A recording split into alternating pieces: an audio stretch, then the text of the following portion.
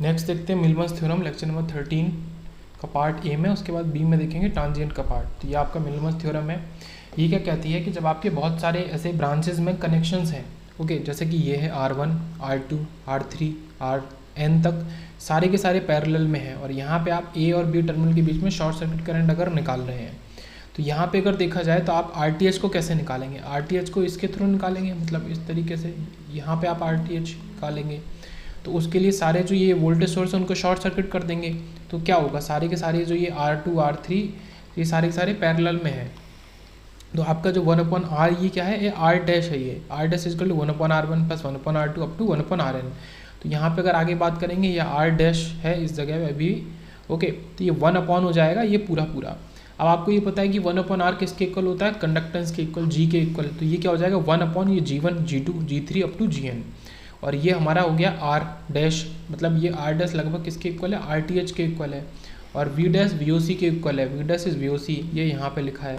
तो VOC is equal to आपका open circuit voltage क्या होगा, ISC जो करंट है, और इंटू RTH, ये ISC आपको निकालनी थी, इसको भी डैश मान लो, I डैश मान लो ISC को, तो V dash is equal to I dash R dash, तो V डैश क्या हो जाएगा आपका V1/R1, मतलब अब यहाँ पे हम सारी करंट्स लिखेंगे, ये क्या है I1 की अगर बात करेंगे वो क्या होगा, V1/R1 ही तो होगा। मतलब अगर इस वाली ब्रांच में हम करंट मानने, इस ब्रांच में ये जो करंट मान लो फ्लो कर रही है I1, वो भी इसके अपोजिट डायरेक्शन में फ्लो कर रही है, ओके, क्योंकि इससे बाहर निकलेगी, तो इस उसमें जो करंट होगी क्या हो जाएगी, R1 और V1 के रिलेशन से निकलेगी, ठीक है, V1/R1। तो ये आपकी I1, ऐसे ही ये I2 हो गई, ऐसे ही इधर I3 हो जाएगी, और ऐसे ही ये Vn/Rn। तो ये क्या है, ऊपर सम ऑफ करंट है, नीचे सम ऑफ रेजिस्टेंसेज है। तो सम ऑफ करंट को हम कैसे लिख सकते हैं, V1/R1 को लिख सकते हैं V1 इंटू G1, मतलब 1/R1 को चेंज कर दो G1 में, तो ये ऐसा हो जाएगा V1 G1, V2 G2 up to Vn Gn, फिर G1 G2 Gn। तो अगर बहुत सारे ऐसे टर्मिनल्स आपके पैरेलल में कनेक्शन जुड़ा है, जहाँ पे वोल्टेज सोर्स है और उसके संग आपका सीरीज में रेजिस्टेंस है और सब कुछ पैरेलल में है, तो आप उसको इस तरीके से मिनिमाइज कर सकते हैं। अगर आप टोटल वोल्टेज निकालना चाहें तो आपका कुछ ऐसा होगा, V dash is V1 G1, V2 G2 up to Vn Gn, और नीचे G1 plus G2 plus Gn up to Gn। तो ये आपका क्या है, मिलीमन्स थ्योरम कुछ इस तरीके से दिखती है, काम करती है, okay. In this analysis of parallel operation, in the analysis of parallel operation either parallel operation of either alternators or the transformers by the using Millman's theorem calculation can be simplified। तो कुल मिला के क्या दिख रहा है हमें यहाँ पे, यही दिख रहा है कि हमारा कैलकुलेशन जो है वो सिंप्लीफाइड हो गई है, बस और कुछ भी नहीं है, कैलकुलेशन जो है सिंप्लीफाइड हो गई है। आपने टोटल अगर वोल्टेज ये निकाला है, निकालना चाहते हैं तो ओके। इसी तरीके से सेकंड केस ले लेते हैं, ये तो वोल्टेज सोर्सेज की बात होगी रेजिस्टेंसेज के संग। अब हम करंट सोर्स की बात लेते हैं। अब ये सारे के हैं तो सीरीज़ में, ये दिखने के लिए तो सीरीज़ में जुड़े हैं सब कुछ, जैसे एक ब्रांच ये हो गई, अगली ब्रांच उसके संग ये हो गई, फिर उसकी अगली ब्रांच ये हो गई, फिर उसकी अगली ब्रांच ये हो गई, सब हैं तो सीरीज़ में, बट जो एक खुद मतलब एक लूप बोलो या ब्रांच बोलो, तो I1 और R1 दोनों पैरेलल में एक दूसरे के, ये एक दूसरे के पैरेलल में है, ओके। तो यहाँ पे हमने जो पूरा लगा लिया वो I डैश है, ये है I डैश, मतलब जो इससे सिंप्लीफाई होकर टोटल करंट निकलेगी, और ये है आपका R डैश, ये R नहीं है, ये बोलेंगे ये R डैश है, R डैश, ओके, R1 नहीं है, ये R डैश है। तो अब सॉल्व करते हैं, R डैश क्या हो जाएगा, सॉल्व करने के लिए R डैश को आप कहाँ निकालेंगे, R डैश को आप यहाँ निकालेंगे, इस इधर से, ठीक है। तो RTH होगा, वो RTH निकालने के लिए क्या करते हैं, करंट सोर्सेज को ओपन कर देते हैं, तो ये सारे ओपन हो गए। तो जब ये ओपन हो गए तो सारे के सारे ये आपके सीरीज़ में हो गए, तो इसीलिए R1 plus R2 up to Rn, ये तो आपका R डैश निकला। अब पहले वाले ब्रांच में अगर हम इसमें निकालें कि ये जो I1 करंट है ये कैसे निकलेगी, या फिर ये तो I डैश है, I डैश आपका क्या हो जाएगा V डैश अपॉन R1, तो V डैश निकालना पड़ेगा उसके लिए, पहले I डैश को ही देखते हैं, ठीक है। V डैश को निकालेंगे I डैश की मदद से, I dash into R1, sorry R dash है, ये भी सब कुछ R डैश ही डैश में ही है, जैसे ये यहाँ पे है, ये आपका R और डैश है, ना कि R1, तो R डैश। तो R डैश तो हमने निकाल लिया, ठीक है, R1 plus R2 plus up to Rn। अब हमें I डैश निकालना है। I डैश निकालने के लिए कैसे निकालेंगे, इस वाले में अगर आप देखें तो यही I1 करंट ही इसमें फ्लो हो रही है, तो इस वाले रजिस्टर के लिए इसके थ्रू वोल्टेज क्या हो जाएगा, ये नेगेटिव हो गया, इसके थ्रू वोल्टेज क्या हो जाएगा आपका I1 R1, ऐसे ही इसका क्या वोल्टेज हो जाएगा, ठीक है, I2 और R2, ऐसे इस तरीके से।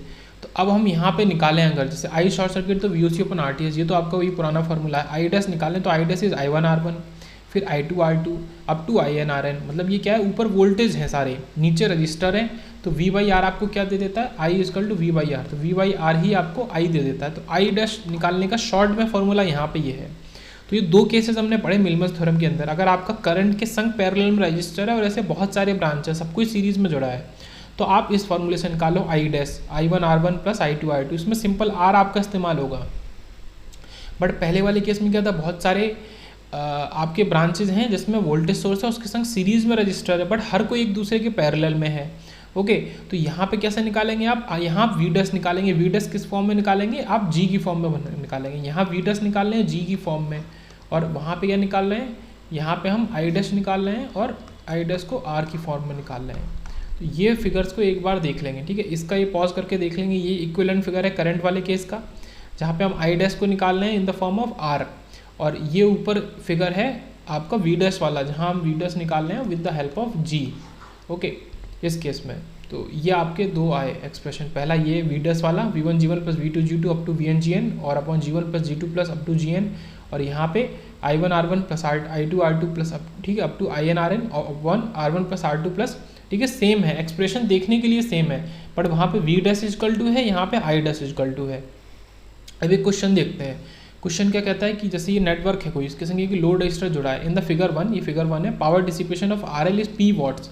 इसका जो पावर डिसिपेशन है वो P वॉट्स है RL का इस फिगर में। अब हमने क्या किया कि इस RL को दो अलग अलग नेटवर्क से जोड़ दिया, इधर से तो ये इस नेटवर्क से जुड़ा है, और दोनों नेटवर्क है सेम ही, इधर से इस नेटवर्क से जुड़ा है, और ये नेटवर्क यही वाले हैं, नेटवर्क में कोई चेंज नहीं है, बट उसी RL को अब दो तरफ से जोड़ दिया। अब पावर डिसिपेशन ऑफ RL हमें निकालना है फिगर 2 में, ये फिगर 2 है। ओके, ऑप्शन में क्या है, P, 4P, 2P और P से लेके 4P, एक पूरी रेंज। तो आपको सॉल्व करना है इसमें सही क्या होगा। पहले क्या देखते हैं, पहले फर्स्ट वाले केस का देखते हैं। ये केस 1 है, केस 1 है। केस 1 में क्या है, I है, RL है। हमने क्या किया, जो पूरा बॉक्स हुआ करता था उसको कुछ इस तरीके से बना लिया, उसमें एक RTH बना लिया, एक VTH बना लिया। तो इससे सॉल्व करेंगे तो I क्या हो जाएगा, VTH upon RTH plus RL, ये तो थेवेनिन का इक्वेशन है, और P क्या होता है, I² RL, इसी में ये I रख देंगे, तो ये VTH upon RTH plus RL का होल स्क्वायर इंटू RL, ये तो इक्वेशन 1 आ गई। अब हमें इसको क्यों निकाला हमने, क्योंकि हमें कंपेयर करना है, जो हम इक्वेशन 2 निकालेंगे केस 2 की, उसको इस इक्वेशन से कंपेयर करना है, तब हम बता सकते हैं आंसर क्या होगा। ओके, तो यहाँ पे क्या है कि सेम फिगर हमने फिर से बना लिया, जैसे ये RL है, RTH VTH, पर यही RTH VTH अब हम इस साइड भी बनाएंगे दूसरी तरफ। अब ये इस तरफ से हो गया, इसको ऐसे कर सकते हैं कि ये RL है, ये आपका क्या है, RL है, ये RL है, इसको आपने अलग कर लिया, क्योंकि हर कोई पैरेलल में है, तो आप इधर बनाओ चाहे उधर बनाओ कोई फ़र्क नहीं पड़ता, हर कोई पैरेलल में है। तो ये आपका RTH ये पैरेलल, VTH। अब यहाँ पे R डैश निकालो, अगर R डैश निकालना है तो कैसे निकालोगे, इसके थ्रू निकालोगे, इस वाली ब्रांच के थ्रू, RTH। ओके, तो R डैश कैसे निकलेगा, 1/RTH प्लस, कुल मिला के ये आपका R डैश का क्या मतलब है कि RTH पैरेलल RTH, इसको तो आप ओपन कर दोगे, इसके थ्रू निकाल रहे हो, और इनको शॉर्ट सर्किट कर दोगे वोल्टेज को, तो ये क्या हो जाएगा, 1/, अगर शॉर्ट में बात करें तो ये हो जाएगा 1/R dash is 1/RTH plus 1/RTH, और R डैश क्या हो जाएगा, इसी का रेसिप्रोकल। तो यहीं से निकाला ये कि R डैश इज 1/, फिर 1/RTH प्लस, तो ये सॉल्व होकर आया RTH/2, तो टोटल जो यहाँ पे रेजिस्टेंस आएगा वो RTH/2 आएगा। अब RTH/2 तो इनका निकाला, अब हमें टोटल VTH भी निकालना पड़ेगा, तो V डैश निकालेंगे। V डैश क्या है, V open circuit, V dash is यहाँ इसका वोल्टेज। ओके, मतलब कुल मिला के ये एक तरीके का पूरा फिगर है। अगेन हम थेवेनिन सॉल्व कर रहे हैं, बात ये है कुल मिला के कहने की। तो ये ऊपर VTH upon RTH plus VTN upon RTH, मतलब इन दोनों की करंट, और अपॉन ये आपका रेजिस्टेंस, तो 1/RTH। तो सॉल्व होकर ये VTH दे देगा, इसको सॉल्व करोगे ये केवल VTH दे देगा। तो हमारी जो न्यू वैल्यूज़ आई, एक तो VTH आया और एक ये RTH/2 आया, इसका इस्तेमाल करके अब आगे सॉल्व करेंगे। तो I डैश निकालेंगे तो कैसा होता है, VTH अपॉन आपका ये जो RTH है, जो कि RTH/2 है, प्लस RL। तो केवल यहाँ पे चेंज आया RTH/2 में। अब इससे दो चीज़ बदली, एक तो ये 2 यहाँ पे आ गया, एक 2 यहाँ पे आ गया। ओके, अब फिर से हम P डैश निकालेंगे, नए वाले जो केस 2 है उसका पावर, तो P dash is I dash का स्क्वायर RL, इस I डैश की जगह ये रख देंगे। तो यहाँ पे देखो 2 अलग आ गया और ये 2 अलग आ गया, और पहले ये नहीं था, आप जब कंपेयर करोगे। अब इससे देखा जाए, अगर ये नीचे वाला 2 नहीं होता तो ये जो 2 है ये बाहर निकल के 4 बन जाता, तो आपका आंसर 4P आ जाता कंपेयर करने से। ये कंपेयर इससे कर रहे हैं। ओके, ये आपका VTH/RTH प्लस RL का स्क्वायर, और ये 2 VTH/RTH प्लस 2 RL का स्क्वायर। तो कंपेयर करने पे आप ये नहीं कह सकते कि not exactly 4P, 4p exactly नहीं है, तो आंसर आपका क्या हो जाएगा, क्योंकि ये नीचे 2 भी है, ऊपर तो 2 है ही, ऊपर तो 4 अलग कर दो, मतलब इसको आप कैसे लिख सकते हो, 4 तो ये अलग कर दो, ये पूरी चीज़ तो पहले की तरह ही है, बट यहाँ 2 एक्स्ट्रा है, तो इस वजह से इसका आंसर हो जाएगा रेंज, कि p से लेके 4p तक आपका कोई भी वैल्यू हो सकती है, हमें पता नहीं है। ओके, पता कब चलेगा, जब RTH और RL की वैल्यूज़ पता होंगी। तो p से लेके 4p मैक्सिमम होगा, तो p से लेके 4p तक आपका इसकी रेंज हो सकती है। फिर देखते हैं टेलिजेंस थ्योरम। टेलिजेंस थ्योरम क्या कहती है, आपको कैसे निकालते हैं, KVL और KCL की मदद से निकालते हैं। ओके, यहाँ पे क्या होता है, summation of VK into IK, मतलब ये जैसे V1 V2 I2 जितने भी एलिमेंट होंगे उनके थ्रू जो पावर होगी उसका सम हमेशा जीरो होता है। ये टेलिजेंस थ्योरम कहती है, works on the principle of law of conservation of energy और states that the algebraic sum of powers in any circuit at any instant, किसी भी इंस्टेंट पे किसी भी सर्किट में एल्जेब्राइक सम पावर का हमेशा जीरो होता है, और इसको वेरीफाई करते हैं KVL KCL से। तो एक क्वेश्चन ही देख लेते हैं, उससे अब पता चल जाएगा। जैसे ये क्वेश्चन है, यहाँ पे क्या है कि verify Tellegen's theorem of the network shown. अब देखो यहाँ पे आपको क्या क्या दिया गया है, यहाँ पे एक तो ये दिया गया है कि ये 5Ix के इक्वल है, और इस वाली ब्रांच में जो करंट फ्लो हो रही है वो Ix फ्लो हो रही है। अब आपको साफ साफ दिख रहा है, ये सब गिवन है, कुछ चीज़ें गिवन नहीं है वो हमने निकाली है। तो Ix किसके इक्वल हो गया, क्योंकि इस ब्रांच में करंट फ्लो हो रही है 10 एम्पेयर, तो ये 10 एम्पेयर के इक्वल हो गया। अब ये 10 के इक्वल हो गया, तो ये 5Ix किसके 50 एम्पेयर के इक्वल हो गया।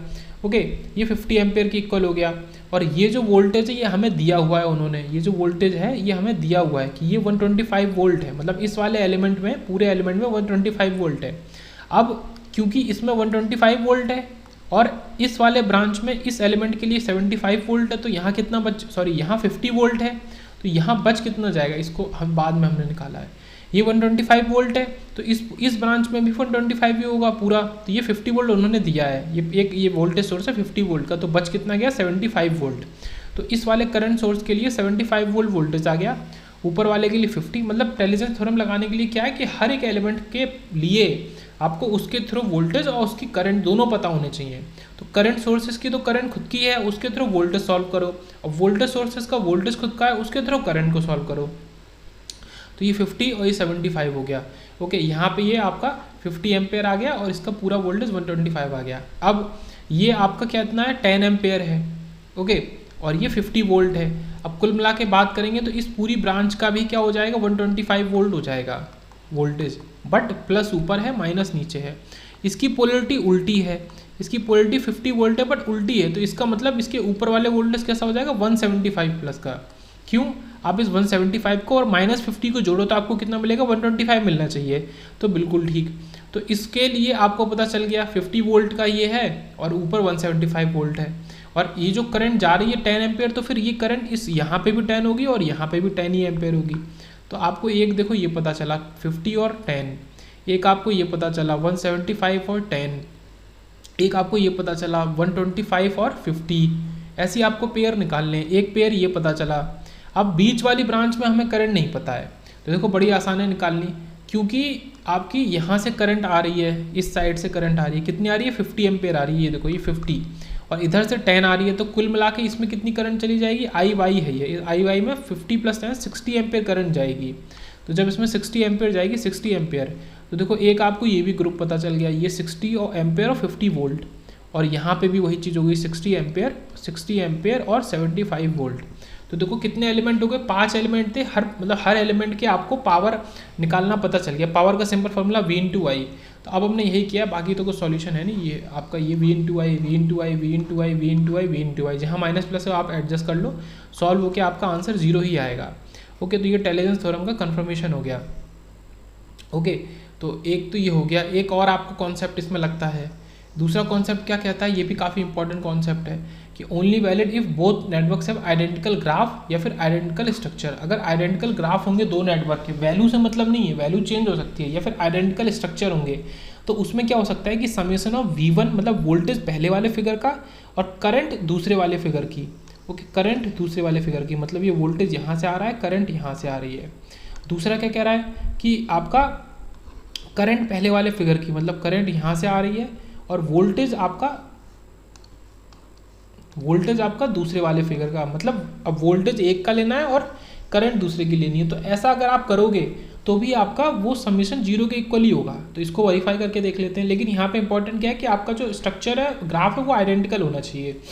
तो अगर यहाँ पे देखें देखो आइडेंटिकल है, ये आपका 10 वोल्ट का वोल्टेज सोर्स है, फिर ये 2 रजिस्टर है, ऐसे यहाँ पे वोल्टेज सोर्स है, 2 रजिस्टर है, तो ग्राफ आइडेंटिकल है।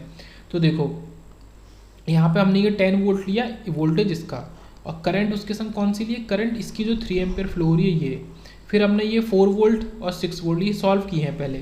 ओके, जैसे ये 2 ओम और 3 ओम है, मतलब ये कितना हो गया 5 ओम और ये 10 वोल्ट मिला के क्या दे देगा 2 एम्पियर करंट, 2 एम्पियर करंट और 2 ओम क्या दे देगा 4 वोल्टेज, यहाँ 6। तो ये 4 वोल्ट हमने यहाँ से यूज़ किया और करंट हमने यहाँ से उठाई, फिर हमने 6 वोल्ट यहाँ से यूज़ किया और करंट फिर हमने दूसरे वाले की उठाई, ऐसा ही उधर किया है। और ये सॉल्व करके आप देखोगे तो आपको आंसर 0 ही मिल जाएगा। तो एक टेलीजेंस थ्योरम का ये कॉन्सेप्ट है, एक ये कॉन्सेप्ट है। टेलीजेंस थ्योरम काफ़ी इंपॉर्टेंट है, ठीक है। मिलीमस थ्योरम इतनी इंपॉर्टेंट नहीं थी, बट टेलीजेंस थ्योरम जो है वो इंपॉर्टेंट है काफ़ी।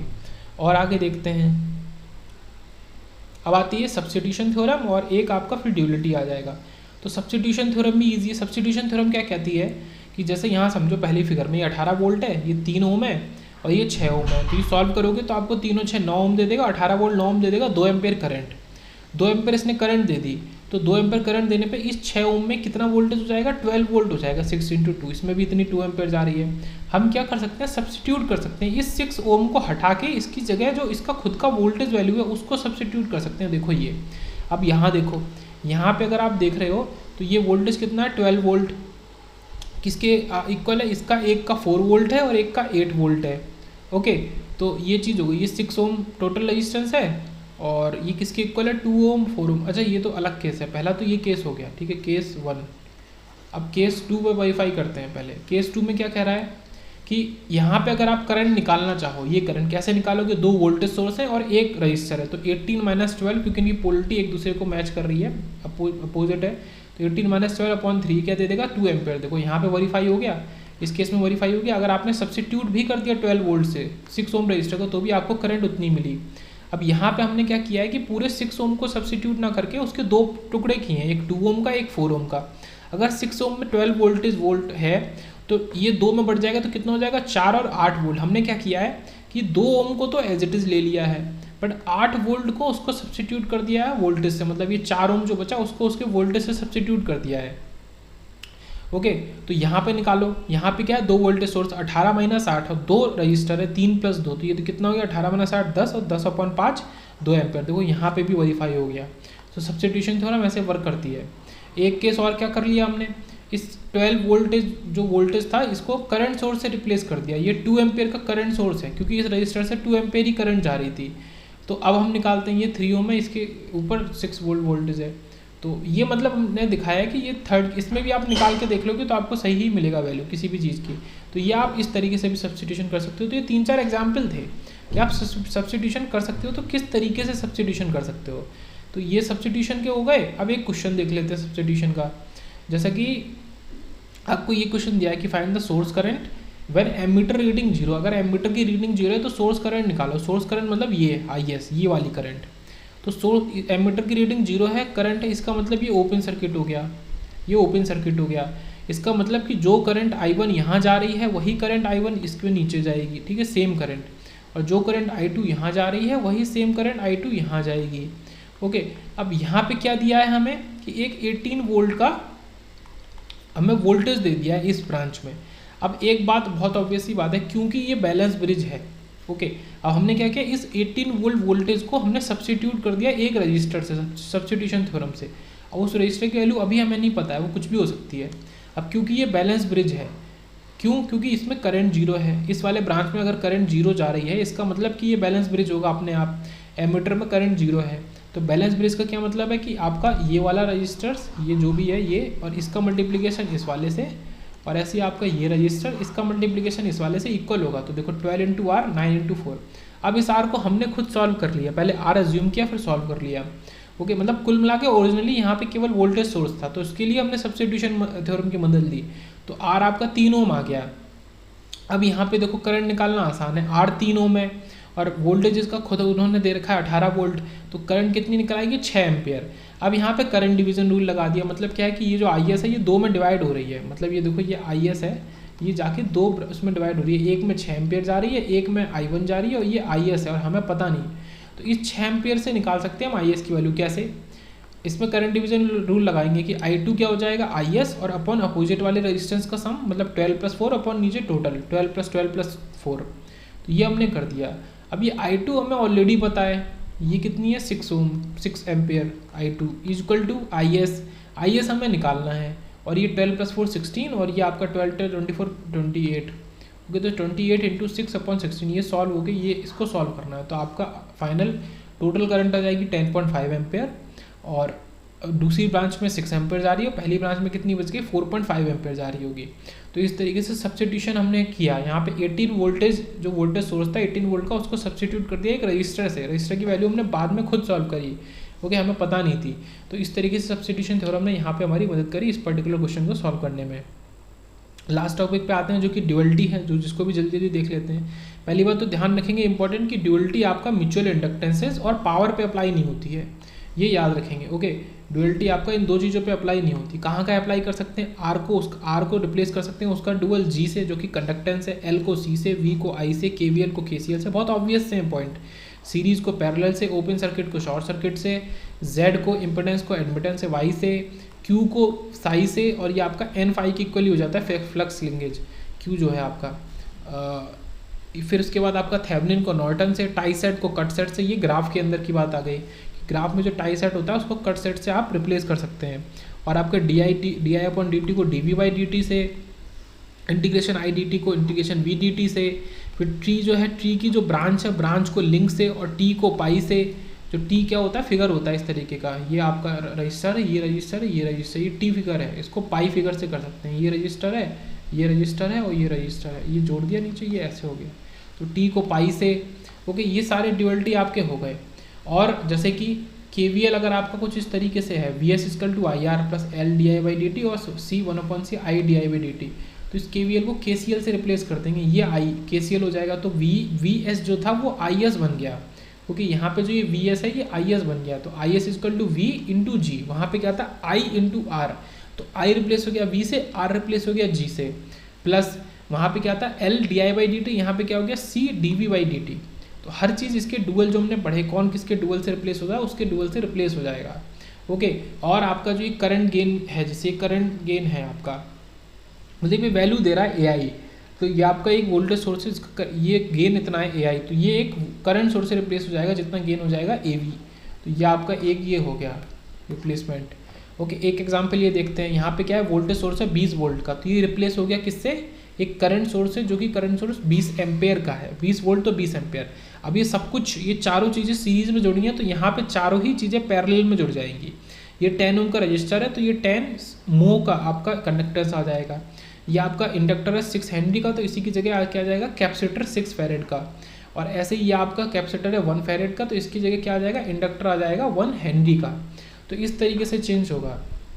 ड्यूअलिटी डज नॉट, इसका मतलब ये नहीं होता कि इक्विवेलेंट या इक्वल सर्किट्स हैं। इसका मतलब है it means that mathematical representation of the both networks are identical, कि मैथमेटिकल जो रिप्रेजेंटेशन है वो इक्वल है दोनों सर्किट्स का, ना कि सर्किट्स इक्वल हैं।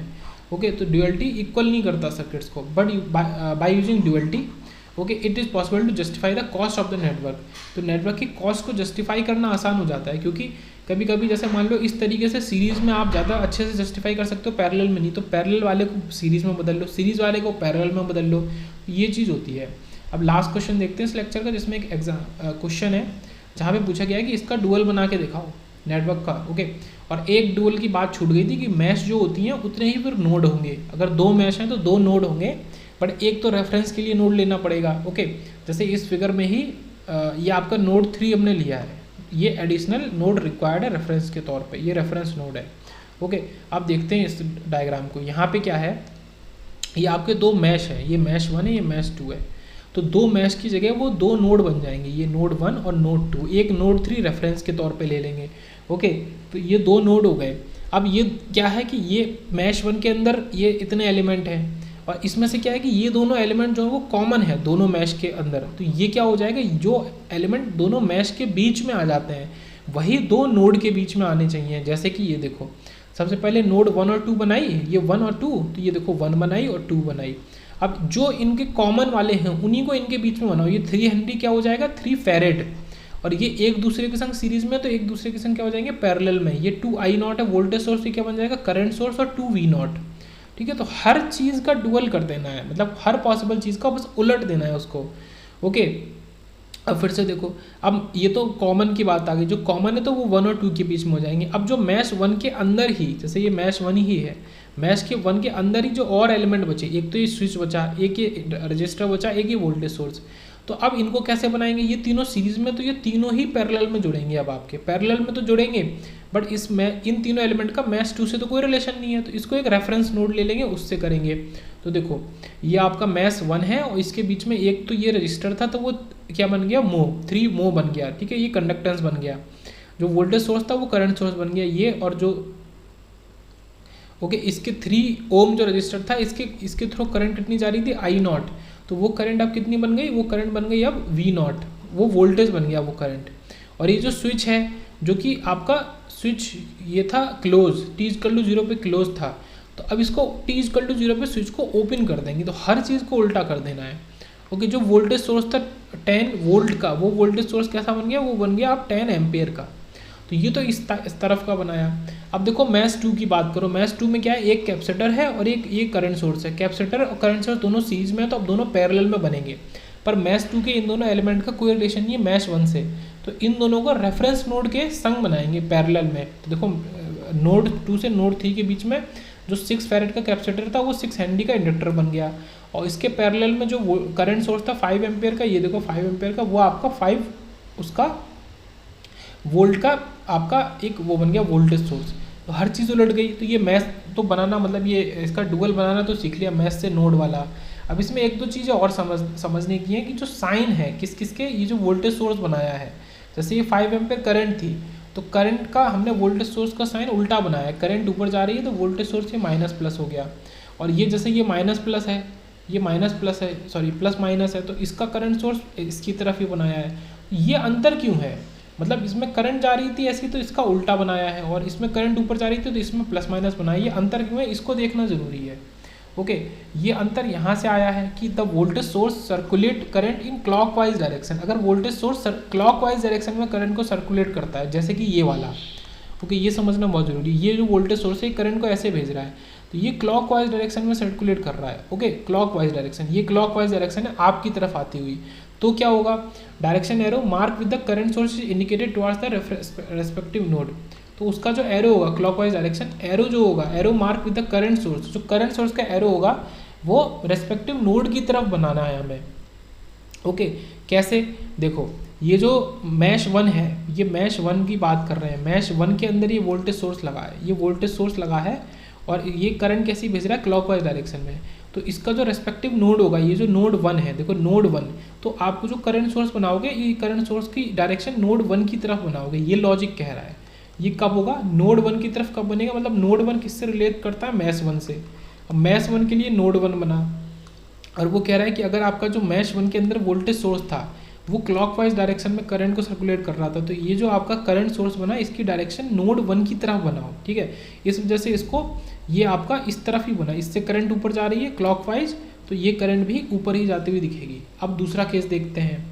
दूसरा केस क्या कह रहा है कि when the current source circulate current in the clockwise direction, अगर करंट सोर्स क्लॉकवाइज डायरेक्शन में सर्कुलेट करता है तो आप पॉजिटिव साइन बनाओ रेस्पेक्टिव नोड की तरफ। सेम कंडीशन है, बट यहाँ पे उल्टा हो गया। अब आप देखो कैसे, ये जो आपका करंट सोर्स है, ये जब करंट भेज रहा है तो इधर भेज रहा है, ये उल्टी भेज रहा है। ये कैसी भेज रहा है, ऐसी। ये क्या है, एंटी क्लॉकवाइज डायरेक्शन। अब उसने ये कहा है कि ये जो करंट है इधर जा रही है। अगर आपका ये जो करंट है ये एंटी क्लॉकवाइज डायरेक्शन में होगा, पहले क्लॉकवाइज समझते हैं। अगर ये क्लॉकवाइज डायरेक्शन में होता, मतलब इधर होता, तो आप वही बनाते कि अब पॉजिटिव साइन ऊपर बनाते, नीचे नेगेटिव। और पॉजिटिव किसकी तरफ होता, नोड की तरफ होता, नोड 2 की तरफ। ये जो नोड 2 है, मैश 2 का नोड 2, ये मैश 2 है, इसी का नोड 2 ये है, तो इसकी तरफ बनाते। बट क्योंकि ये एंटी क्लॉकवाइज डायरेक्शन हो गया, ये जो करंट सोर्स है ऑलरेडी आपका, ये एंटी क्लॉकवाइज डायरेक्शन है, तो अब आप इसका पॉजिटिव साइन नोड 2 से दूसरी तरफ बनाओ, ओके। तो देखो इसी वजह से इसका पॉजिटिव साइन ये नीचे बनाया है, ये पॉजिटिव साइन है इसका, ठीक है, ये 5 वोल्ट का, तो इसका पॉजिटिव साइन हमने नीचे बनाया और नेगेटिव साइन को नोड 2 की तरफ बनाया है, ठीक है। देखो यहाँ पे पॉजिटिव साइन को नोड 2 की तरफ बनाया, यहाँ नेगेटिव साइन को बनाया, तो ये साइन बहुत इंपॉर्टेंट है समझना, ओके। ये समझ में आ गया तो फिर डुअल तो हो ही जाते हैं।